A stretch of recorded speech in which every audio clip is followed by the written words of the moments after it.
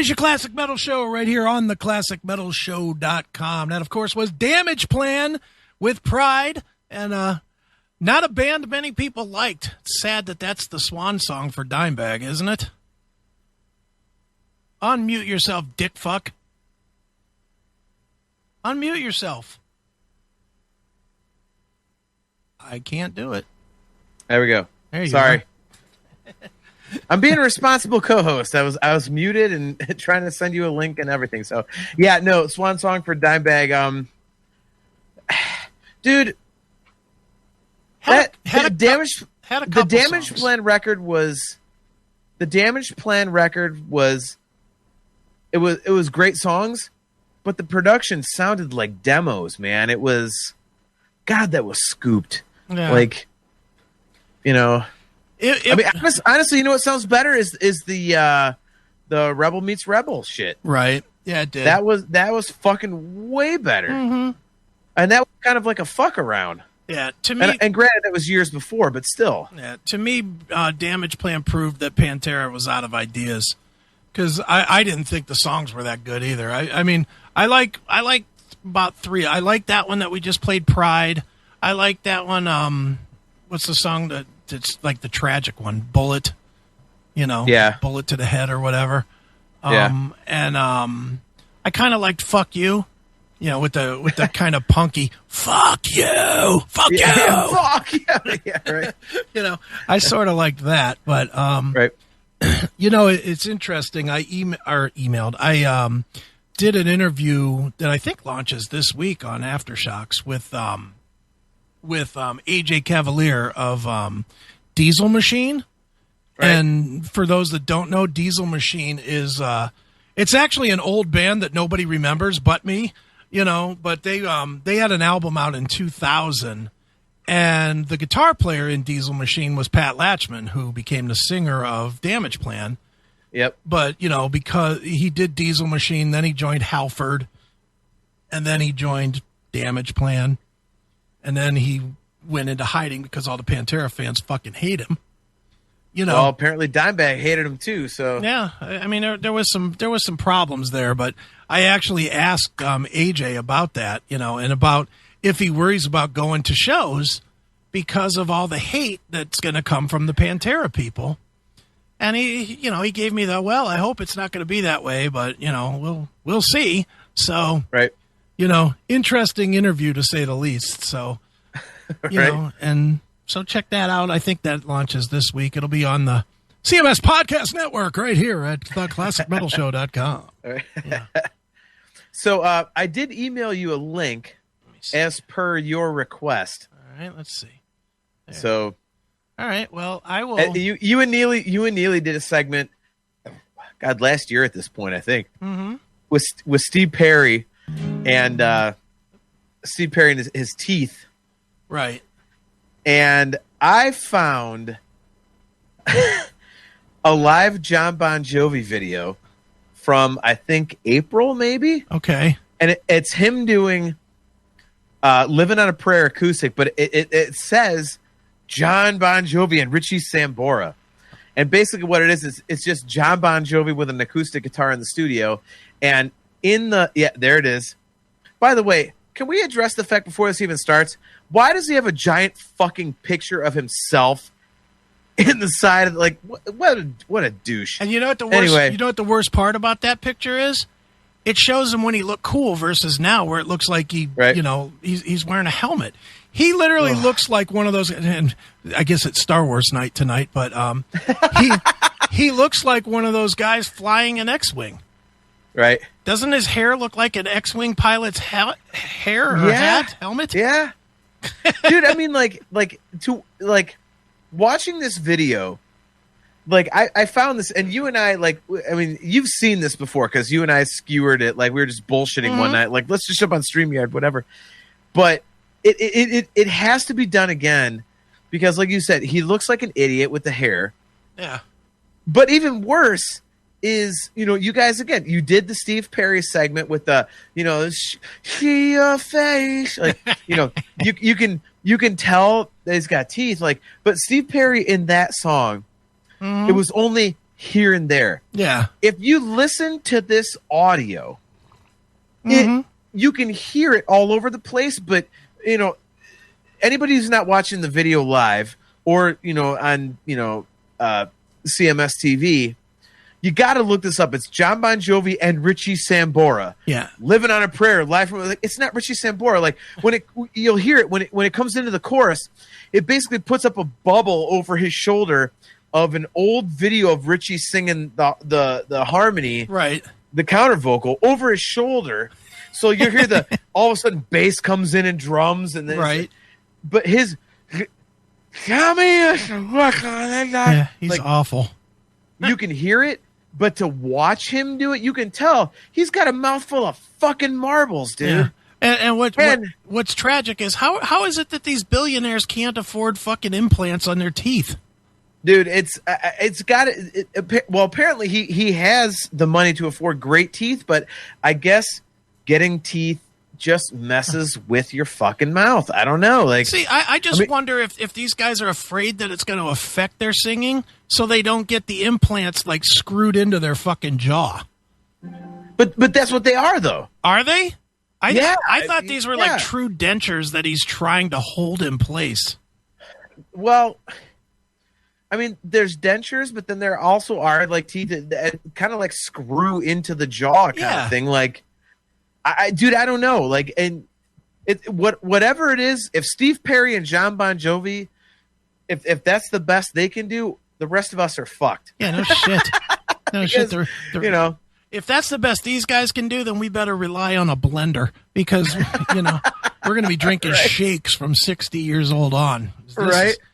Yeah. Right. Yeah. Dude. So seriously, play this shit. Like, it's like you can hear it. Like, all like it's amazing. Yeah. It's like, and again, someone who can't see the video, in the middle when he goes into the, like, right before the guitar solo or after the guitar solo, he does this and starts shaking the guitar. Like, what the fuck are you doing? Right.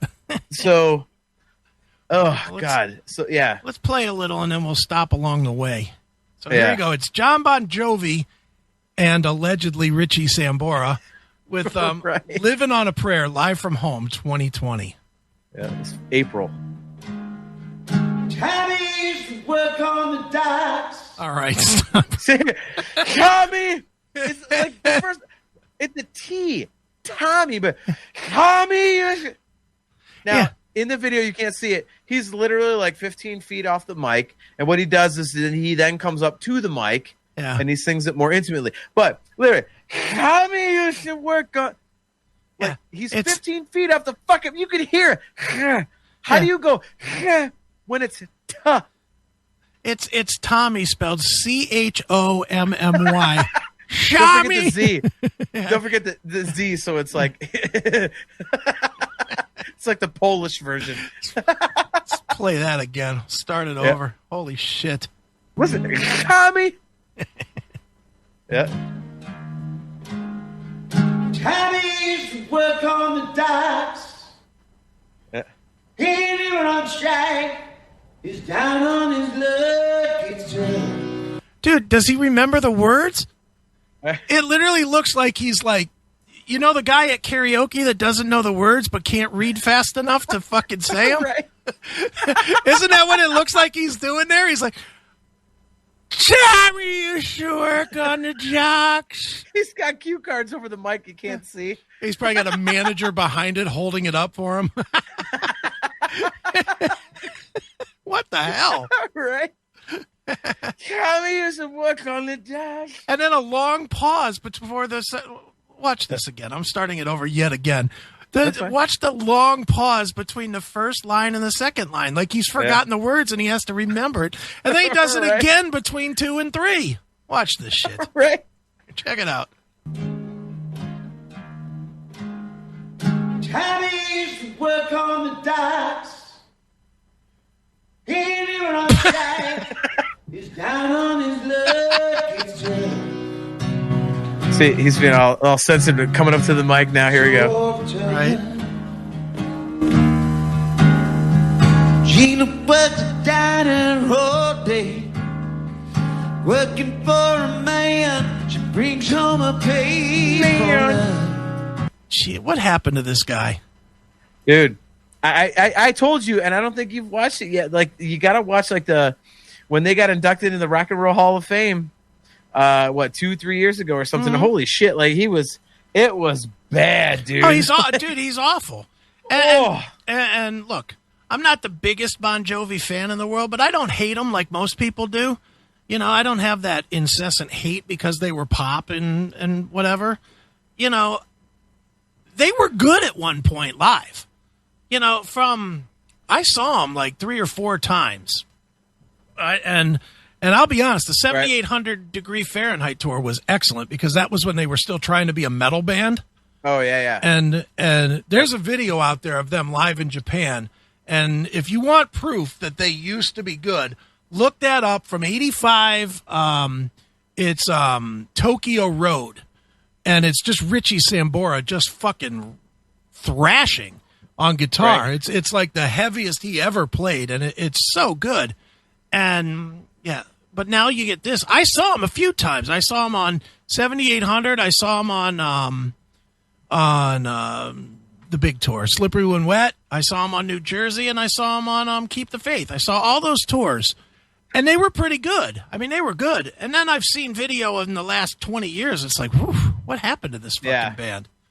Yeah. You know, just awful. But, all right, let's play a little more of this genuinely awesome stuff. Dude, mushmouth shit.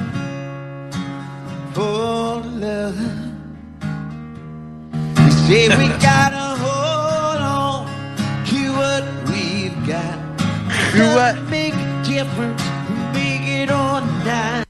It's like he's eating something while trying. You know the asshole It's that like you get on the phone with, and they're like eating, but they're on the phone too. Yeah, that's what this is like. It's like you have your tongue in your mouth. Like, dude, I'll never forget. And this is like one of my favorite childhood memories. So my older brother's 9 years older than me, and we had a kid down the street that was my brother's age. They were the same age, went to high school together and everything. And his name was Greg Shaluter. Okay, I'll never forget this. And they used to call him Slash Slash because he would talk like this. He had a speech impediment, talk like this. Right. So literally, of course, back in like the early 80s, it was okay to call your friend Slash Slash. Right. So I never called him Greg as a little kid. I was like, what's up, Slash Slash? He's like, hey, what's up? It's totally fine. This sounds like Slash Slash. Yeah. You know, like it's like a speech impediment, except he just has new teeth. And if you're Jon Bon Jovi, okay, you can't really do much about performing this way live if this is how you sound, and you know people are going to record it with their cell phone or whatever and put it out there. But he's doing this. But you'll never notice that live in like a stadium. Yeah, with like the booming sound and the reverb and all that kind of shit. Yeah, this is like an intimate like. Yeah. But again, you have to know that you're come here to work on the docks. Like, how does what the fuck? How does he or his management or his somebody not say? How does he not come off of this at the end of it and go, that was fucking great? And somebody says to him, dude, that was dog shit. We're not going to put this out there. Because, dude, he makes like the guy's like made like a couple $100 million, and everyone around's like, oh yeah, John, that's beautiful. That's exactly what it should have sounded like. This is a paycheck. Are those people really saying that to him? Probably are. You're probably right. Of course they are. Of course they are, dude. You know way more about the business than I do. I know a little bit about the business, but you know that's what's happening. Yeah. John, that was great. And you know what they're probably doing? John, that was great. John, that was fantastic. Well, that was exactly how it's supposed to be. No. What they're really doing is saying, look, I get 10% of gate when they go back on tour. There's going to be a hunger for this fucking guy because of a new album, plus nobody's been on tour forever. It'll be a big show. They'll make $200 million. I'll make $20 million. Best thing ever, John! Bravo! Cha-ching! Fucking terrible, man. All right, let's keep going on this. Yeah, this is something. All right, here we go. Got each other. That's a lot more. That's a life. Dude, literally, like you said, it's like he's got food in his mouth. Yeah. We'll give it a shot. No, your tongue's too far. It's you got to put your tongue back. It's not. Well, give it a shot. Like no, it's give it a shot. Give it a you put your tongue in the back of your mouth. Oh, we're halfway there. Dude, like go back. Seriously, go back like 10 seconds. Like, you can't. Choking on some hair. Dude, we're not even a minute into this. It's 52 seconds into it. Yeah, this is. Yeah, play from right there. This is bad. Like, look at this. For love, you say we gotta hold on to what we've got. Doesn't make a difference, make it or not. Got each other. That's a lot for love. That's a lot for love. We'll give it a shot. Right. Dude, it's like I hate busting on a guy that's worth a couple $100 million. He's written or co-written like some of the biggest hits in music history. Sure. But Jesus, like you said, like how do you not like listen to this and go, how do we fix that? How do you not how do you not have enough pride in yourself to say, you know what, not putting that out? Well, dude, it's ego. You and I, how many times have we talked about the ego? Yeah. I mean, like the ego of these musicians and shit is just absolutely fucking. It's like indescribable. They're just like, fuck you. Yeah. I've got these songs. People love me, so fuck off. Yeah. It's the David Lee Roth syndrome. Mm-hmm. I'll serve up. David Lee Roth literally thinks he can dance around, do this kind of faggy bullshit. Like, you know. Meanwhile, Eddie Van Halen's over there actually kicking fucking ass on guitar. It's real musicianship, and David Lee Roth couldn't care. Like, no, they're here to see me dance like a fool. No. Like, up yours, dude. Like, they all seem to have that theory of, I'm going to serve you a shit sandwich, and you're going to tell me it tastes like chocolate. Yes, it is, man. You know, dude, that is exactly what it is. That's exactly. I'm sorry. That's exactly what it is. Oh, halfway there. Here, and we're coming up to that part, so now we can get to the the Richie Sambora part. Right, so here we go. Richie Sambora is with him, by the way. Yeah, sure he is. Dude. And by the way, before you hit play, let's address the fact that Bon Jovi is so fucking big they can do anything they want, and yet he still clickbaits this by saying Jon Bon Jovi and Richie Sambora. Right. And all he does is post a little fucking like bubble over his shoulder of old Richie footage. How do you think Phil X feels? You know what Phil X feels? He feels glorious on his $100,000 bed that he's sleeping on. Probably true. Right? He's got the most expensive purple bed that they sell. You know? Exactly. So yeah, when you hit play, and just listen to how like it's a solo acoustic, and then you hear this whoom with like a full room fucking bass, this, that, and it, like with Richie Sambora. So this is great. It's so bad. All right, here we go. Yeah. We give it a shot. Oh, you're halfway there.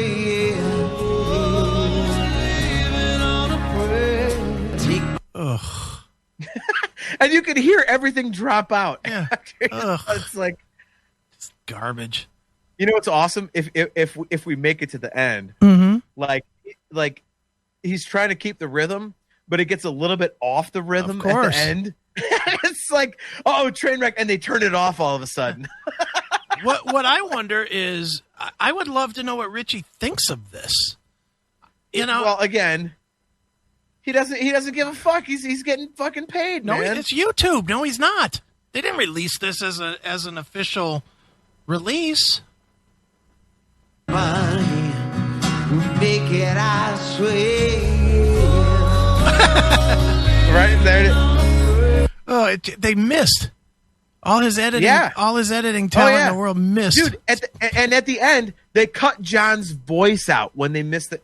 Just wait till the end. It's fucking beautiful. Right, here we go. It's fucking beautiful. I'll play that again.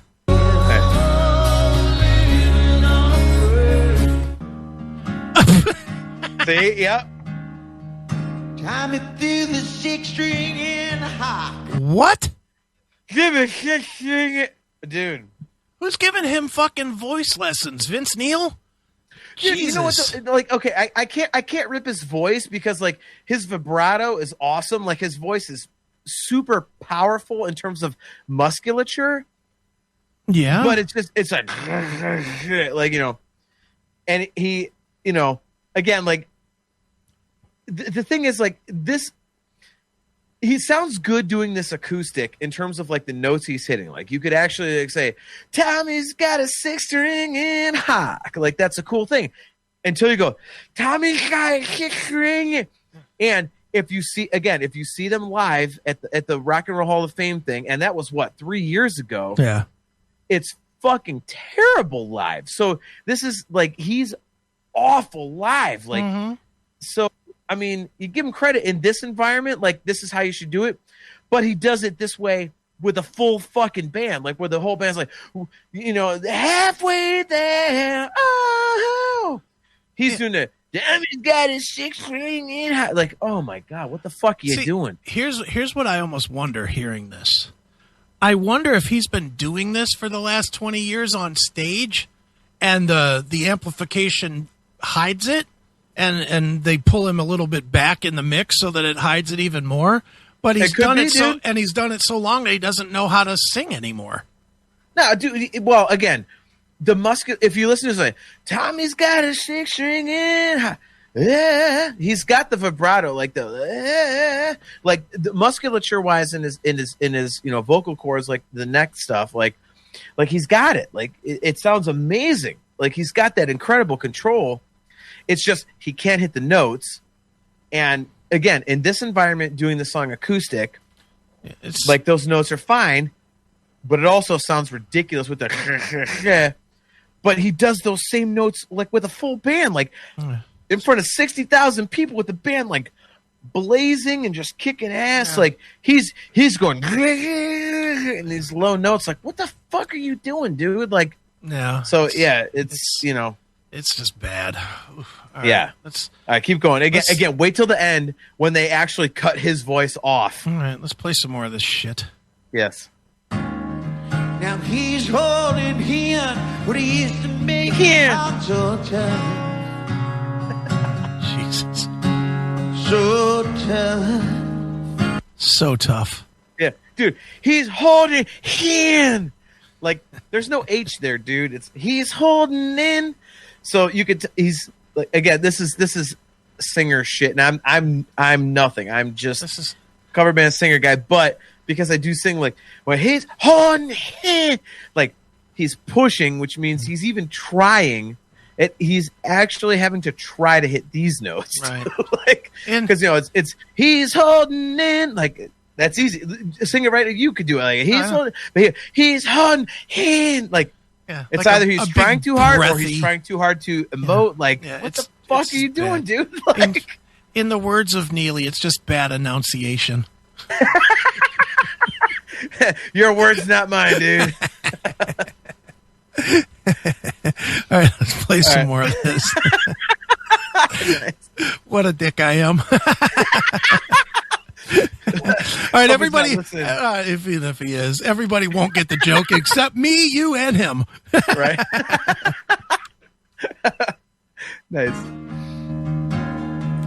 Gina dreams of running away. Yes, she does. But she cries every night. Tommy whispers, "It's okay. Someday." Someday. Yeah, someday. When is someday? Is that after Monday? Well, he says we got to hold on, so. We got to hold on to what we've got. Who the hell is Scott? Says you got to hold on to Paladin. I forget who posted it in the chat room, but like they did a Steve Perry like with the Paladin lyrics and stuff. It was great. Paladin will grip them all day. Hold your teeth in. So that they stay in place. In place.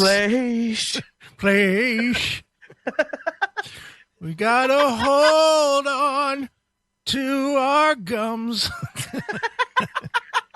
I could write this shit. Dude, it's so bad. Like, we're ripping on a guy that sold like 100 million records, but look, why would you, to your point, if you know you sound like this in an intimate environment, why would you do that? And I'm just going to say to answer your question, past performance does not excuse current horridity. If horridity is an actual word, it doesn't. It just means that back in the day he sounded better.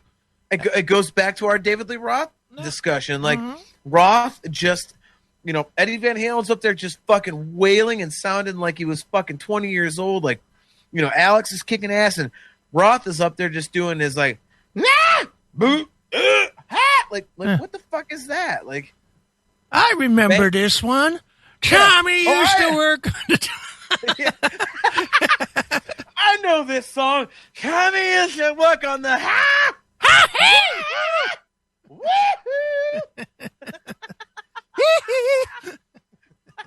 Awful. It's like Dr. Hee-Haw. Yeah, anyway, so yeah. All right, here's some more. Yeah. We gotta hold on to what we've got. Doesn't make a difference, make it or not. We got each other. That's a lot for love. Dude, that's a lot for love. Hold on. Oh, we Here it comes. Just a flat out miss on the edit. Yeah. The editor just plain out missed by like a half a second. Let's do that again. Dude. Right? Oh, we halfway there. He just missed. I'm telling you, dude, at the end, they literally turned John's vocal off. Like I'm telling you, wait till the end. It's like, and even as much as you and I talked about this before, like we didn't get to the end. You're gonna love this, dude. All right. They literally turn him the fuck off. Right, like the edit gets that bad. Let's play some more of this junk. Right? Take my hand, take it, I say.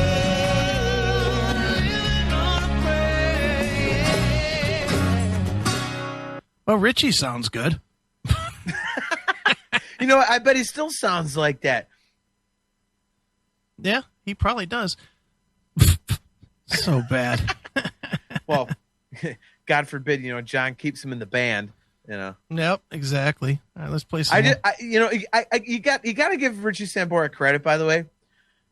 You haven't heard a single word from him about anything. Right. He's just like, yeah, I'm out of Bon Jovi. Fuck you. Like, he made his money. He's like, yeah, fuck you, John. You want to fire me?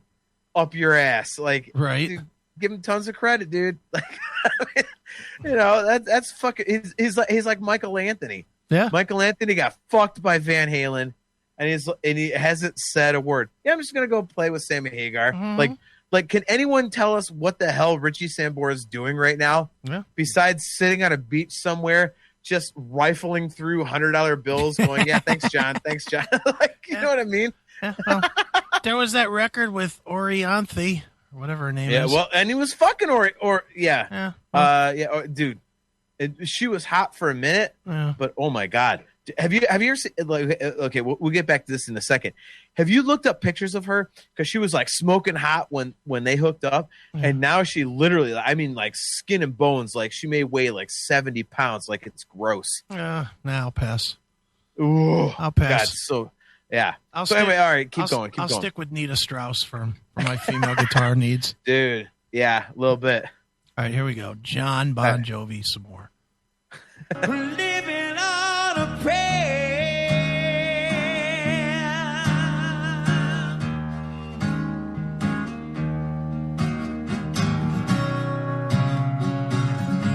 And here comes the guitar waving thing. All right. We gotta hold on, ready or not. You live for the fight, when it's all I didn't know that was one word. But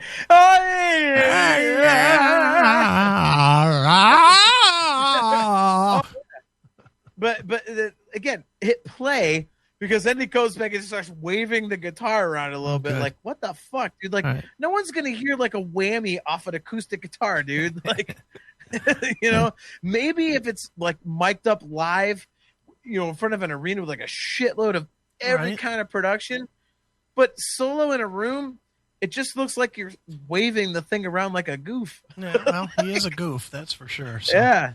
All right, let's play some more. Here we go. Yes. What a dick. See? And you, see, there you go.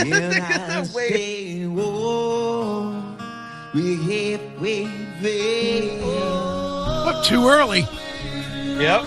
I'm telling you, dude. Take my hand, naked I swear.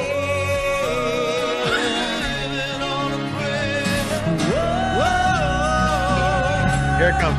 Halfway there, living on a prayer. Take my hand, naked I swear. See? Look, Yeah. see? God, the mic's completely See, off. They cut him off. They cut his mic off. Well, and that part, even before that, when they had him today with him 10 years ago and Richie Yep. 10 years ago, Yep. that was all fucked up sounding. It was. That just sounded like a mesh of like Right? three things playing at once.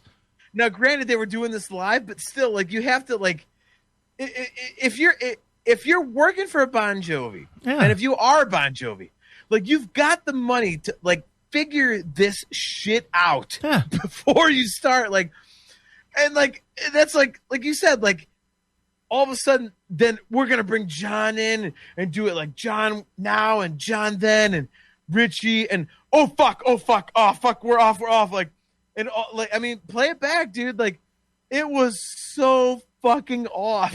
It's like, let me go back to that. Where is that at? That's right here. Oh, All right, just so listen bad. to how off this is. This is like All right. completely off the rails. Right here. Take my Yep. hand, naked I swear.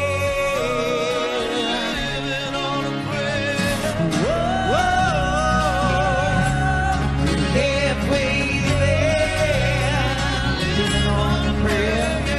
Take my hand, naked I I just like to point out, you and I were silent during that. It wasn't us making noises over that. Yeah. That's so bad, dude. Fucking trash. Oh, but again, you know, that speaks to the ego. Mm-hmm. It speaks to the ego of these guys. Like, they're just like, fuck it, man. Like, I'm Jon Bon Jovi. You'll eat the shit sandwich. Like Yeah. David Lee Roth. We've talked about it so many times. Like, you'll eat the shit sandwich. You know, Yeah. like, And you'll but love it it. sounds like crap. I wonder if there's like 50, 60-year-old soccer moms at home or soccer grandmoms at home that are listening to this in their minivan and going, oh, John is so special. You know they do though. but again, in you know, in their defense, Mhm. soccer moms don't know. Like, you and I are watching and listening to this, like, having like seen umpteen millions of hours of video of bands and Mhm. knowing like behind the scenes of this that, and the other. Right. So get him credit there. But this one, I think, is a little bit obvious. Like, It's you know, so awful. yeah, come here to work on the job. Mm. You know, the shit all the time. And There's just know, nothing. it's- There's nothing appealing or good to this. yeah, I mean, like, Nothing. His performance stinks. The editing stinks. The shaking the guitar is fucking fresh out of an Elvis video. that one. Yeah, it's like, what are you doing? Yeah.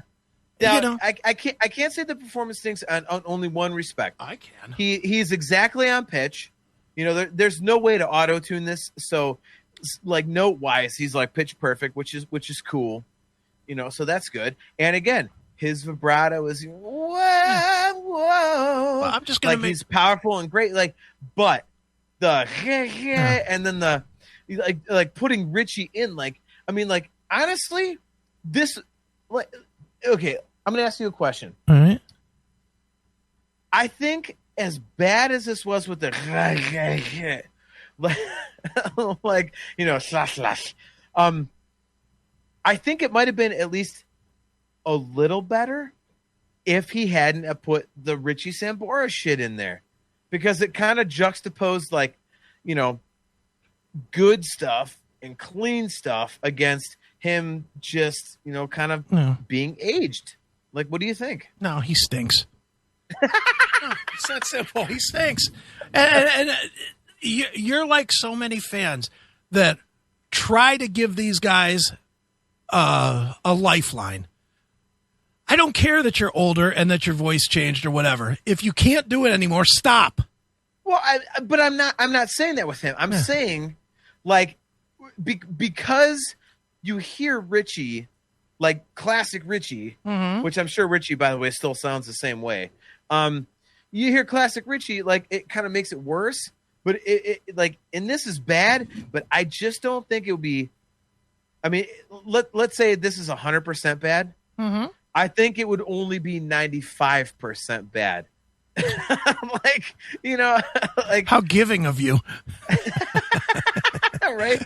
And like, it's funny. Like, you're just like the fans. Like, I'm not a Bon Jovi fan, dude. Like, as a kid, like, I love Bon Jovi, and I bought the records, and as I've literally, as I've gotten older, like, don't like, Bon Jovi, cool, not cool, like, just not a fan. Like, and part of it is, skewed because, you've told me that he's a fucking asshole in person. Right. So, and me, if musicians are fucking assholes in person, which we can get to that topic, after the next break, but I fucking hate musicians that are actual fucking dickheads. But sure.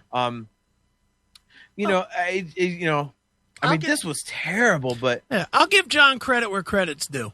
The guy can write a fucking ballad. That is the strength of Jon Bon Jovi. Do you think it's him though, or is it Desmond Child? Whoever it was that worked with him, whatever their combination developed, it's kind of like the thing with Elton John and Bernie Taupin. Whoever the fuck it was, right. When you start naming off the Bon Jovi ballads, whether it's Living in Sin, Wanted Dead or Alive, Always, Bed of Roses, even stuff like I'll Be There for You, right. These are fucking tremendous ballads.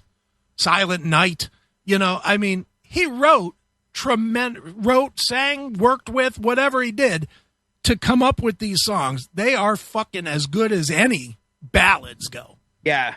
Outside of that, rest of it was just poppy shit. But the guy could the guy or whoever it was could fucking write a ballad.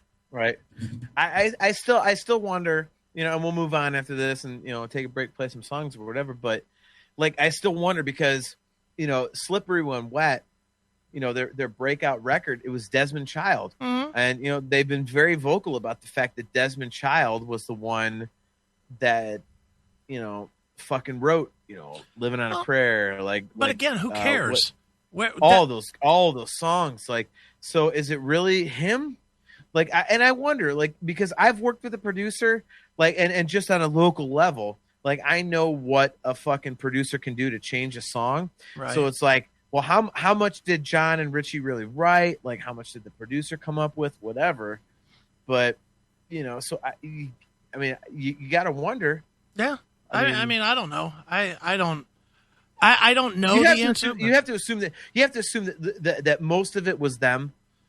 Yeah, a producer doesn't come in and go, no, change all these notes and do this one. Yeah. So and tons of credit to them. So and especially if you listen to their catalog is kind of out of even if you listen to stuff before they were big. If you listen to the two albums, the self-titled and 7800 Fahrenheit, they had songs that would have fit on any album. Silent Night would have fit on any album, and Love Lies would have fit on any album. Yeah. And here I am showing my Bon Jovi knowledge, which is retarded, but I was a big fan of him. You love all kinds of music. Well, and I was he's one of those guys that I was a fan of until I met. And then once I met, it's intolerable to listen to now. Plus, he's done 20 years of shit music, and then, well, dude, and then If I Was Your Mother is like a song about, a mom fucking her kids, and it's like, what were they thinking there? Right. If I was your mother, would I lay with you? It's like, what? right? Ugh, gross. Yeah, but I mean, to your point, and you and I have talked about this so many times, like, like when you find out musicians are fucking total dicks, like it saps your energy for loving what they do. Like, you know, I've used the example with you so many times, like Slayer for me. Like, I was an enormous fucking Slayer fan, right? And then, you know, through the early '90s and shit, and then in '95 when they put out the goddamn, like last night, I can't remember the goddamn name of the record. Divine Intervention. Thank you, Divine Intervention. Like, I love the album, and then they put out that live record, and I was like, "Fuck yeah!" Like, or the live VHS, DVD, whatever. And I watched it, and it showed them backstage, and they were just such fucking assholes. Right. And I was like, "Fuck this!" And I can't deal with it. And you know, the only band that I can still listen to that I know, and I can't say a bunch of assholes, but major asshole, is Megadeth. Yeah. Like, Mustaine is such a prick. Like, on the World Needs a Hero tour, I saw him at the Odeum, and honestly, Ellefson was like ready to go. Like, we were standing out by the bus, and Dave just ran out like, "Hey, what's up?" Ha ha, smiling, but jumped on the bus like there's like 100 of us, and he just like ha ha, jumped like, "Fuck you," right? And then you know, and Ellefson tried to do the same thing, but someone blocked the door, and I'll never forget him like rolling his eyes for a second. Okay, but he signed everything. God bless him. Like, you know, but you know, Dave has always had this reputation as an ass, and he was an ass. Yeah, well. And I met him on the I met him again on the Rust in Peace 20th anniversary tour out in Indiana. It was literally like Steph and I had known each other, oh fuck, like not even a year, but I was like, it was Don and I picked up Don, and then I drove with Don. I picked up Steph and Lime, and then we went out to, I think it was Indianapolis. All right. And we did, it was just a meet and greet, like, and it wasn't a paid meet and greet. It was just, hey, you know, fucking get in line, buy a t-shirt, whatever. Right, sure. And he was just kind of, he was looking at people smiling, but you could just tell the look on his face was just like, fuck off. Like, I want nothing to do with this. It was like he needed a paycheck at some point. Like, it's like, and that's literally the only band that, like, I know the guy's a fucking cock that I can still listen to, because I'm sorry, man. Like if you're a fucking piece of shit, right? Like, I can't listen to your music. Like, I know you're a little different from me on that one. Like Testament for me, like, I love fucking Testament, and I actually love them extra because I opened for them on the Low tour, right? One of the most amazing experiences of my life. But it wasn't so much that we opened for them and saw them, like, imagine, okay, for anybody listening, imagine seeing Testament on a stage that should hold 3 people, but then imagine it holding all of fucking Testament. Right. I got to play that stage. I mean, it was like the place, it was Ron's Crossroads, Aiken, you know that. Dude, place held 300 people. Fucking brutal. But I was taking a piss when we showed up, you know, set up, and I looked to my right, and fucking Chuck Billy is sitting there taking a whiz, and he's just this monster. And I literally, my dick in my hand, I was like, holy fuck, you're Chuck Billy. He goes, what's up, man? I was like, what's up with you? Then you compared dicks, and then you pulled your dicks out, compared dicks. Mine was bigger, I will say that. Somehow I know Steph has said you've got a big cock. I doubt your dick is bigger than Chuck Billy's. I have a picture that would prove otherwise. The guy is fucking 6'10". Where do you think all of his height went? Not in his nuts. So there you go. He'd have to have a 2-foot dick to have an average dick. I'm just trying to get my own back. Like, I do have a reasonable. Anyway, so I'm literally sitting there bullshitting with Chuck Billy with our dicks in our hands, like pissing. And he was like the sweetest fucking dude. Like, he's just bullshitting everything. We washed our hands. He gave me a hug. Like, he's like, fuck yeah, dude. Like, he's like, so you're in a band? Like, you touring? I said, no. Like, we're literally just a local band, and we got thrown on here.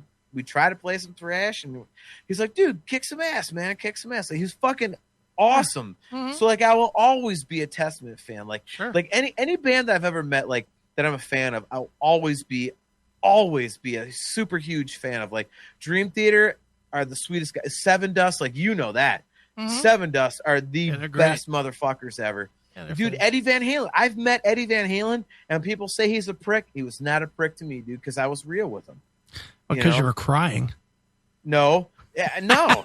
Dude, no. I honestly, like, and I'll tell this on air. I'll make it short because we got to get to a break. But, dude, in 2004, on that crazy tour, they were selling these packages. These, it was literally the beginning of the meet and greet package and all that kind of shit you could buy. Right.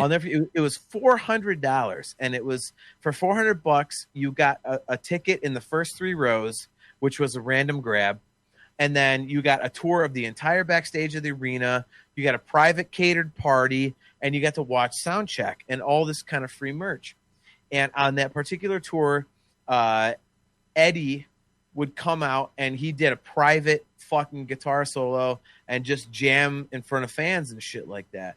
And I'll never forget, like section 1 was Michael Anthony, section 2 was Sammy, section 3 was Eddie. And I got my ticket at the very latest possible, because the internet at the time was kind of new. And so I got in super late, and I was like, fuck, I'm just going to get, 3rd row, whatever. Right. Fuck. Well, long story short, I ended up front row Eddie Van Halen. I was like, what the fuck? So, and at the time, like, they had the Van Halen circle, and the stage came to a point.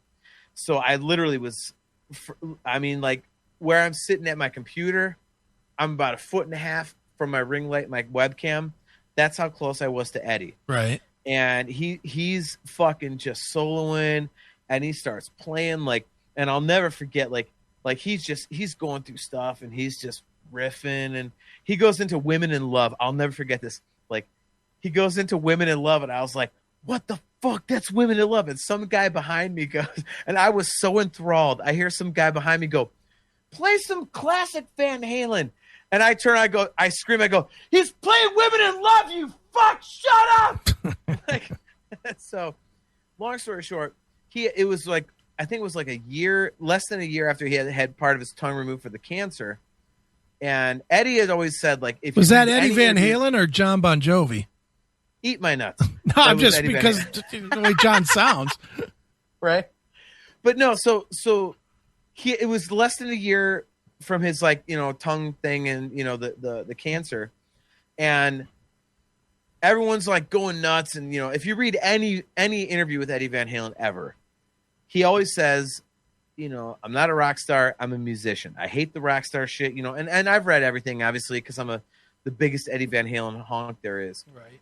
And he's, and I'm looking at him. I'm like, fuck, dude, I'm like 1.5 feet from Eddie Van Halen. And people are going, yeah, throwing their hands up. And there's guys behind me going, God thinks he's Eddie. That's a big Van Halen saying, God thinks he's Eddie. People hold up signs with that and everything. And I'm looking at him, and he's like, yeah, thanks. And then he's rolling his eyes he wanted nothing to do with it. So I started tugging on his jeans. I was like, Eddie. And I started thinking, because, I got a family history of cancer. So, it means something to me that he beat cancer. And I was grabbing his jeans. He looked, I go, Eddie. He's like, what? And I said, Eddie. He goes, what? He looks down, and I said, dude, fuck music. You beat cancer. That's way more important than all this. And not only did you beat it, but you're back here playing music, doing what you love. It's awesome. And he crouches down and gave me a hug. He's like, dude, that means so much to me. He didn't even high five, didn't even fist bump, didn't do anything to anybody else but me. He crouched down and gave me a hug because I was real with him. So that's great. And that's huge. Oh, fuck off. But guys like Dave Mustaine can't be fucking bothered to do anything. No. It's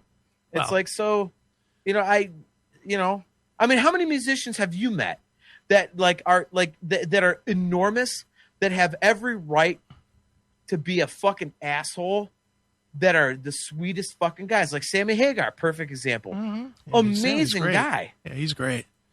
And then you meet guys like on such a lower level that are just fucking cocks, Mm-hmm. dude. Well, honestly, the only one the huge ones, for the most part, those guys tend to be humble because they realize that being a dick will hurt their career. So, so most of the big name guys know enough to fucking smile and suck it up, even if they're not in a good mood or whatever. Right. But, you know, I mean, the ones that have been pricks that are pretty big names to me, Bon Jovi was, Bret Michaels was, Vince Neil was, Nikki Sixx was and is. Was and is. Was and is. You know, I have I'll never listen to another record from Nikki Sixx that does not have John Corabi on it. You know, that isn't it hard again, isn't it hard to listen to shit when you know the guy's a piece of shit? With that guy, yeah. I can't listen to any Motley Crue anymore. You know, I just can't, and I loved them. At the time I loved them. You know, but I'm done with them. It's over. You know, it's just, I'll listen to the self-titled because of John Corabi, not because of Motley Crue. It just is, you know, it was before I was in the business, so I hadn't really met anybody really. So, right. But yeah, fuck Nikki Sixx, what a cunt. Dude, it's, you know, if someone's a piece of shit, like you can't help but listen to the music and kind of picture your experience with them and be like, fuck off, dude. Right. And that's what I'm saying. Like Megadeth, like the music is so fucking good that Dave Mustaine is that one guy that, like, you know, and he wasn't a jerk to me personally, but I've seen him be a fucking piece of shit to a bunch of people. Sure. Like I can't, you know, the music surpasses, like, you know, like Slayer, like, you know, I saw him being jerk offs, like can't get past it. See, but I'll tell you what with Mustaine, because I've had bad experiences with Dave, and but I can always forgive it because, first of all, I could never give up Rust in Peace as a record that I would listen to. I don't care. I don't care if it comes out tomorrow that Mustaine raped 140,000 children in his life. I'm still going to listen to Rust in Peace. It's just that kind of an album for me. That and Injustice for All, I completely agree. But then the second thing for me is Dave being a dick gave me my radio career, because that's how I ended up getting the full-time gig at MMS, was from arguing with Mustaine and people being surprised that I fucking took back, you know, as a guest, jumped back at him. And that's what led me on to MMS and gave me my, you know, even doing this today is because of Dave. And I've had run-ins with Dave, that the fucking Napster thing, when he was like, I hope you could sleep at night knowing that you steal from me. And I was like, I sleep just fine, Dave. Just fine. I didn't give a fuck. And boy, talk about an angry publicist. Ooh, publicist not real happy. Because I'm sure the publicist got the phone call like 3 seconds after Dave hung up with me about don't ever let me interview with that guy again. And I probably never will interview with Dave again. But, you know. Well, now let's go behind the curtain a little bit. I might get it. I would like to. Soon. I would like to. But let's be honest. If I was that concerned about it, would I be telling this story right now? Of course not. No. I don't care. You know, if I do, I do. If I don't, I don't. I'm friends with David Ellefson. David Ellefson is as much Megadeth as Dave Mustaine to me. And I do interviews based on me, not on what everybody else wants to hear. Right. You know, so it is what it is. But, you know, it does suck when you meet your heroes and they're cunts. Yeah, like he's the only one. You know, you've on Aftershocks, you've done an interview with John Bush. I'd say what this week, right? Yeah, this week on Wednesday. Yeah, dude, and John Bush is amazing. Like, we're both enormous Anthrax fans because Anthrax basically is fucking musical perfection. Dude, like back on the Volume 8 tour, I met Anthrax twice within 3 days, I think. Like I saw him at the Odeon in Cleveland, right? And I met him. I was on the floor with Scotty Ian and shit like that. Like I just, it was me and my brother, and we were like fucking. AJ's like, we gotta go. I'm like, no. I think they'll come out. Like, because I at that point, like, Gatlin had sold out the Odeon a couple times, so I knew that they weren't going to kick me out because I did business for them, so I kind of pulled a card there. But also, like, I was like, okay, I think the band will come out. And they did, and so I met Scott Ian and Charlie Benante that night with AJ. Well, a couple nights later, they were playing in Columbus, and it was actually on my older brother's birthday, 9/11, weird day, but but we went to see him in Columbus, right? And AJ and I'll never forget. AJ and I grabbed. It was me and AJ. It was both of my brothers and I, and Matt Dixon. Everybody knows all these people. Up your butt, Joe Boo. So we were down at the Newport in Columbus, and I was like, "We're gonna stay on the floor," and everyone's like, "No, we're leaving." I'm like, "God damn it, AJ! We just met him a couple days ago. Fucking shut up and stay here." Well, we stayed, and sure as shit, they came out. Well, John Bush came out at this point, and he literally comes up to my chin, and I'm not a tall dude. I'm 5'10", but John Bush only came up to my fucking chin. Mm-hmm. Yeah. And AJ was just pissed about standing there. And he, like, literally in front of John Bush, AJ starts pissing. And John Bush puts his hand at both of our shoulders, like, brothers, you guys are brothers. Like, just calm down, man. Like, let's have a good time. Like, it's nice to meet you guys. Like, and then my big brother's like, hey, what's up, man? And like, and I told John Bush, I was like, hey, it's my brother. This is his birthday tonight, and my buddy Matt Dixon had never met a musician in his life, much less somebody from Anthrax. So, I mean, like, Anthrax, John Boy was so fucking cool. Yeah. He's cool. You got guys, but then you got the other guy in the band that's a dick, Scott. Yeah. Scott's but you know what? I met him, and he was a dick, and I knew he was a dick when I met him like a couple days before that, but it was kind of just like, I have to give him credit. It was more, well, I'm tired. He was kind of tired. He wasn't like an asshole, like, everyone, has, heard the stories of him being a fucking pecker, but he was just kind of tired. Yeah, well, he's a dick. You could tell he was short. And he must always be tired then, because. Do you have a shit story about Scott Ian? I just from interviewing him and from meeting him. I've met him a few times, and he was always short and cunty, and every interview I've ever done with him has always been short and cunty, and it's like, dude, yeah, and this is always my take on this. If you don't want to do the interview, don't fucking obligate to do it. If you don't want to do interviews, then don't do it. Do fucking 4 instead of 14. Do bigger things. If you're so fucking important and you hate fucking interviews, do one with the LA Times, do one with the New York Times, do one with whatever Chicago's paper is, and call it a fucking day. Right. Don't do fucking 30, because let's be honest, when you start doing the smaller ones, the smaller guys are excited to fucking meet you. They're excited to interview you, and they will promote you to death. So have an ounce of fucking respect for the people that are fucking putting asses in your door. Have an ounce of respect. I'm not even saying suck their dick or anything. I don't need Scott Ian to come on and be like, dude, I'm so glad that I'm on Aftershocks, or I'm so glad to be on the Classic Metal Show. I listen all the time, and it's great.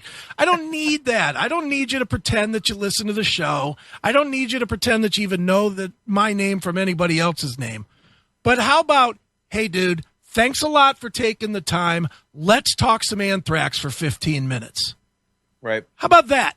And then we'll talk about the band, and then we'll play a fucking song, and we'll say, catch them tonight at the Odeon when they play with bup, bup, bup, and on we fucking go. You forget about me for 3 years. I forget about you for 3 fucking years. And then we meet again in 3 years. You don't have to be a dick. And if you don't want to do interviews, dude, even our ID with Scott Ian, he's a dick. He's like, really? He's like, this is Scott Ian from Anthrax, and I'm a dick. He's. Let me see if I can't find it real quick. CMS. Right. CMS ID Scott Ian. While you're looking that up, speaking of Anthrax, I think I've called in this favor before with you, and I'm gonna, and you know me, I never call in favors. Yeah. If you ever get a chance for me to meet Joey Belladonna, please, right. I would love to meet Joey Belladonna, dude. Well, I can tell you it won't be at a Mensa meeting.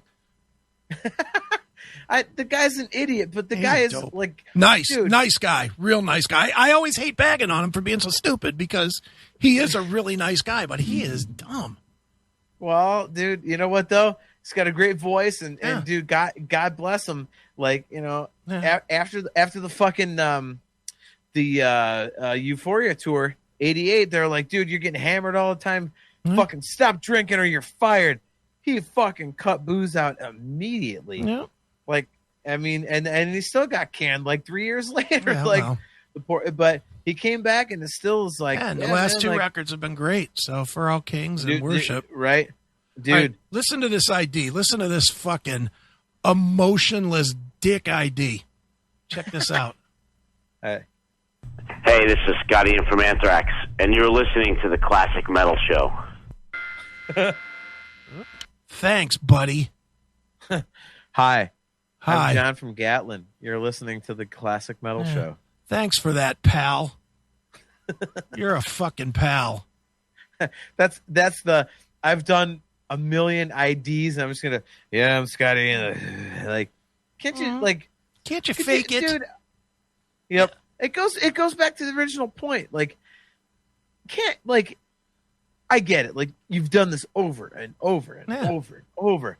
But can't you at least, instead of, this is Scotty, and like, can't you just go, this is Scotty Ian of Anthrax. You're listening to the Classic Metal Show. Yeah. It literally takes you 2 seconds. And like, what the fuck? And here's my answer to when they say, well, I do so many and I'm bored with them or whatever. You know how many interviews I've done, dude? I've done thousands of interviews. And yet every interview that I do, I come in energized. I try to anyway. Yep. I try to come in and be knowledgeable and be, hey, you got a new record coming out. What's that alike? You know? Yep. You know. Well, dude, but I mean, it's their job. Like, it is their job. Yeah. Like, dude, you get to play guitar for a living. Mm-hmm. You get to just fucking tour the world. You do this, that, and the other. And you know, as much as they're going to say, well, you know, it's more than that. It's this. It's, you know, we have to be away from our families. Mm-hmm. Like I get, especially me. Like, I get that, dude. Like, yeah. I totally get that. But it doesn't excuse being a fucking cock about it. Like, look. I mean, is it so tough for you? Like, that you get paid? Let's say they make $100,000 a year, just like in 8 months, 9 months, 10 months, right? You know, but they're in America, they're in South America, you know, they're in Brazil, they're in Europe and shit. Like, you know, they're making $100,000 a year, and if all they have to do that is to go, hey, what's up? It's Scott Ian from Anthrax. You're listening to the Classic Metal Show. Yeah. Like, if all they have to do is show some energy, like, I don't think, like, and I get it, like, you know, you're away from your family most of the year. Like, I completely understand that, you know? Yeah. Like, I love Steph, and she's at all my shows, but when she's not at my shows, I have to admit, I miss her. And I can't imagine being away from her for, like, you know, 4 months, 6 months, 8 months, whatever. Mm-hmm. But for fuck's sake, dude, if all you gotta do is show energy for 2 seconds and go, hey, I'm Scotty Ian from Anthrax. Yeah, it's really not too much to ask. That lifeless fucking idea I just played is 4 seconds long. Yeah. So this guy couldn't find 4 seconds of fucking energy to give me. 4 fucking seconds. Yep. You know, and it's like, I'll tell you the difference. That's Scott Ian. Now I'm going to come forward to Wednesday with John Bush. Wednesday, I was supposed to interview John Bush at noon. And it was the StreamYard thing, so he wasn't sure that he knew how to fucking work the StreamYard. That's what he told the publicist. But he was going to try and do video. So, and if we couldn't get the video, I had his phone number to call him. So it got to be about 5, 6 after 12, And I texted him and I said, hey, are you having trouble with the video or are you running late? Because he was doing interview run, like doing 12 interviews during the day or whatever. And he hits me back and says, dude, I'm sorry. I have a scheduling conflict. Somehow I got double booked for this interview. Can we do it again later? And I said, sure, we can do it again. I was like, when? And he was like, I'll text you in a few hours, because like his schedule was all fucked up. Hours. He said, I'll text you in a couple of hours and I'll tell you when. And I said, fair enough, cool. He texted me 2 hours later, which all by itself is good instead of having a publicist reach back to me. John Bush texts me back 2 hours later and says, I know this is asking a lot, but can you do it at 11 p.m. your time? And I said, sure. So, and then we did it at 11 p.m. my time. But he literally, in a day that was fucked up and his scheduling was fucked up, probably between label and press promotion all booked for the same times, he did interviews from at least noon until at least midnight. And my interview with him at 11 p.m., he literally told me that he had just finished walking his dog because he didn't have time to walk his dog all day. So he had to take his dog, and he walked his dog, and, he was trying to find a room where there weren't people in, like his kids or his wife or whatever, and he couldn't find a room to do the video. And I mean, it was a whole thing. But he still found a place to do it and knocked out the interview and was not a lifeless prick after doing 12 goddamn hours of interviews. Yep. He was energetic. Yep. He was awesome. He answered every question, both Armored Saint and Anthrax stuff. And as always, he was a delight to talk to. Yep. And dude, I didn't quite finish my Columbus story with him.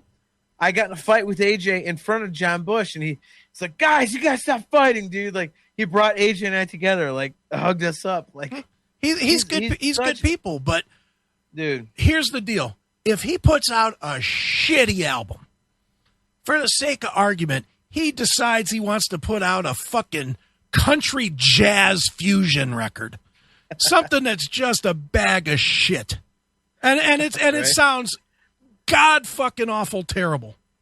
I will absolutely line up to help him promote it. Yep. Sight unseen. I won't even listen to it, and I'll be like, great to have you back, John. You know who I'm like that with? D fucking Snyder.